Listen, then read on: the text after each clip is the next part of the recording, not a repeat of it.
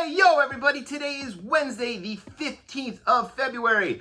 Things didn't work out all that great over the weekend, but we're not going to talk about that right now because it is Wednesday, and you know what that means? That means it's time for Comics Again. All right, thanks for tuning into Comics Again, the weekly show where I take a quick look at the new issue number ones coming your way from all the publishers, and maybe you'll read them, like them, add them to your subscription. Let us know you want them. So moving forward from here.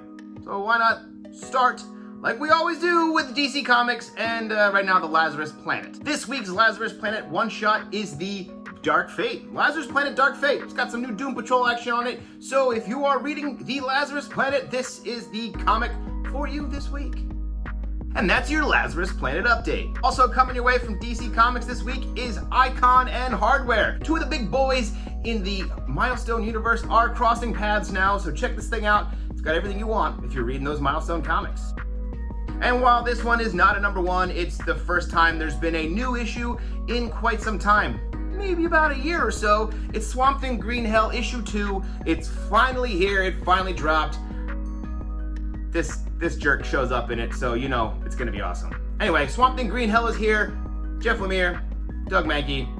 It's got John Constantine in it. It's great. This comic rules. It's from DC Black Label, so anything goes. Swamp Thing Green Hell issue 2.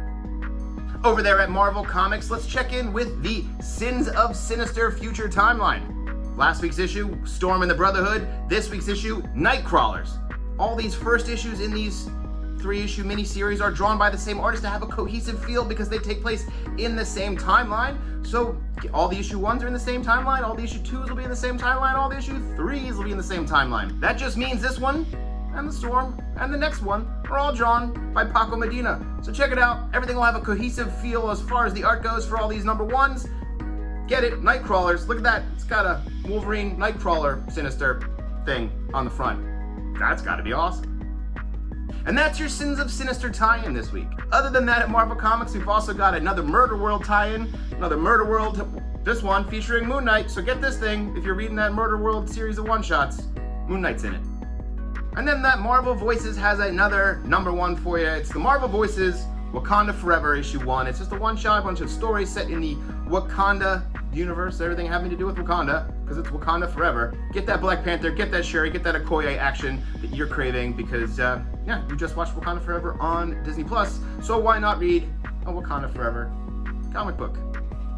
Coming your way from Archie Comics and the Archie horror line is Betty Final Girl.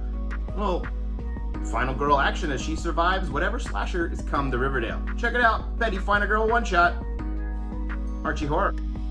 If you like that He-Man and those Masters of the Universe, then you're not going to want to miss the new Masters of the Universe, Masterverse, issue 1, coming your way from Dark Horse Comics. There it is. It's all you need to know. If you like that He-Man stuff, this one's for you.